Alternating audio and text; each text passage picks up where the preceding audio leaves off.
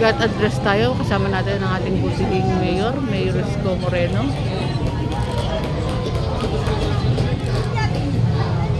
Yung mga bata, sigawan na ng pangalan ni Yorme. Welcome to our Yorme. Magandang araw sa inyo.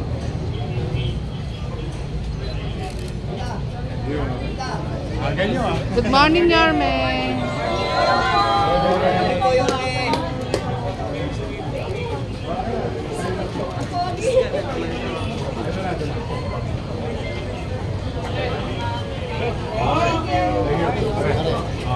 Thank you. Good afternoon po. Ay, good morning po. Ay, good afternoon. Pare.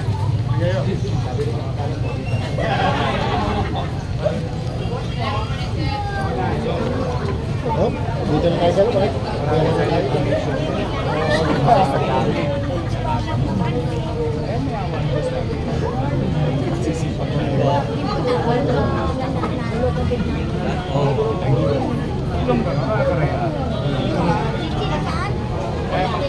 Wala, sa San Jose TV tatay ko. Hantigin nyo. Ako, hantig.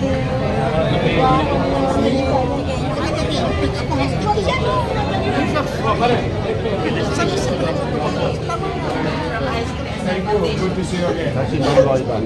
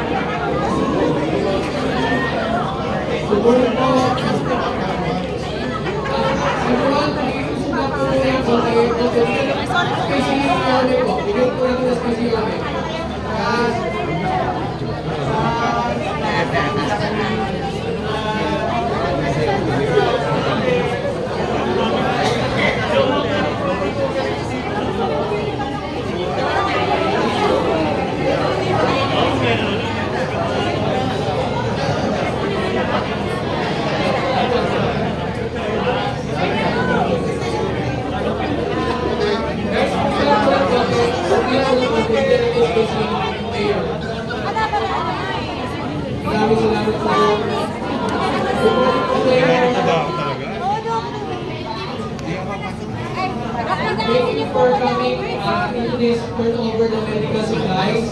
I would like to acknowledge the presence of Ms. Pempina Lorena, the Executive Director of ICPSI. And Ms. Endeavor would not be possible without Ms. Monica Arcena, the Project Head for Health. And welcome naman po natin si Mayor. Guys, thank you po, Mayor, for coming. And may request po a little response from you.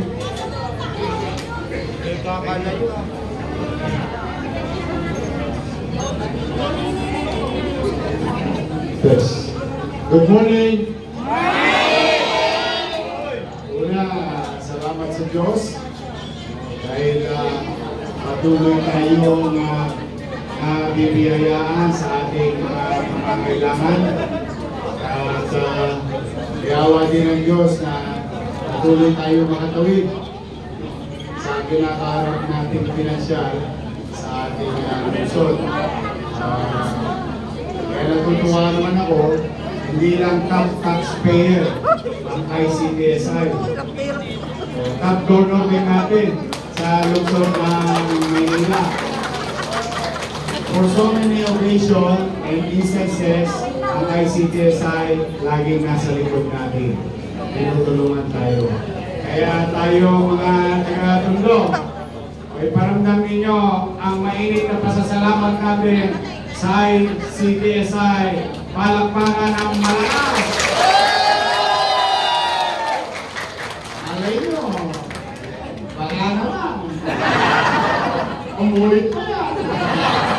But we are very grateful to the ICTSI family and foundation, to CRG, Canadian, on behalf of the people of Manila. Thank you very much sa inyo. Napakagandang 2 milyon higit ang kanilang tulong sa God Congress Bonifacio.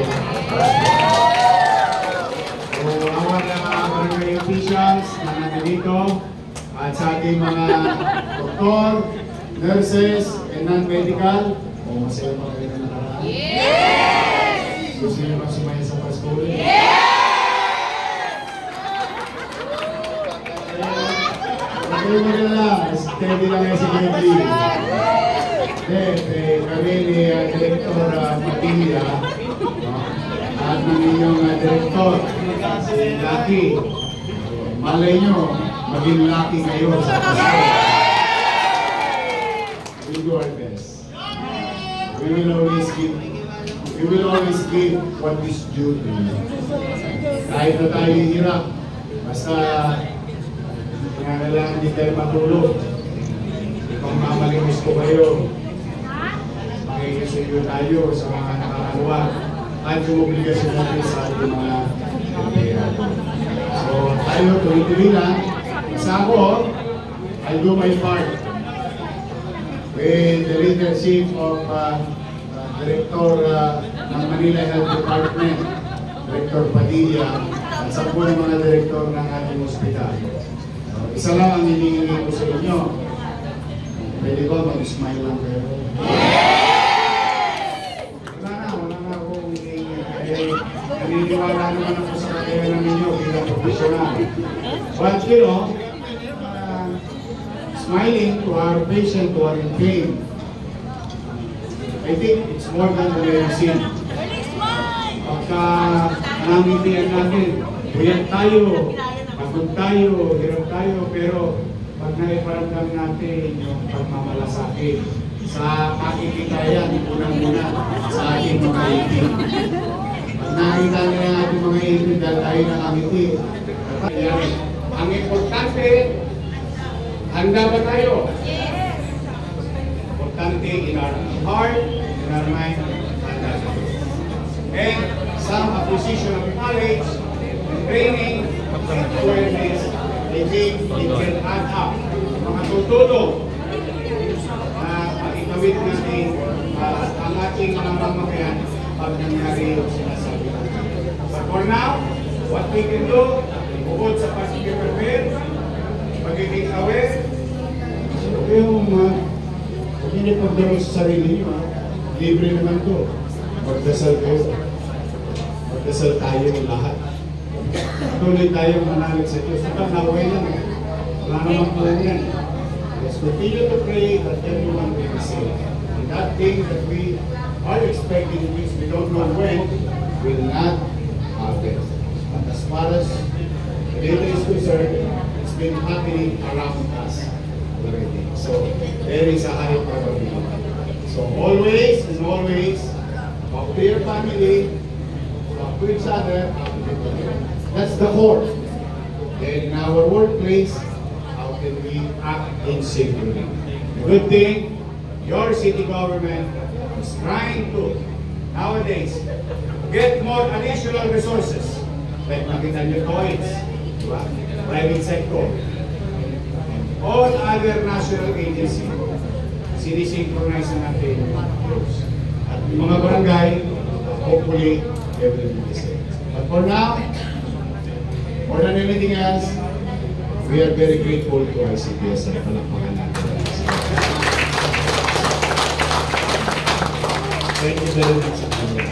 Sana, mapasasalaran mo lang nang dumami pa sila. But, kayo naman, ako naman, ang panalangin ko naman maging ligtas kayo. Maging malusog, ligtas. Kahirap pa ng buhay, importante, nakatantawid tayo. Yun ang feeling ko. Lagi sinasabi sa akin na huwag kang maghanap ng wala. Ipagpasalamat mo kung anong meron. Yun ang lagi sinasabi sa akin.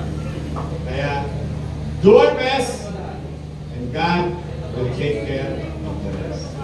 Magandang araw.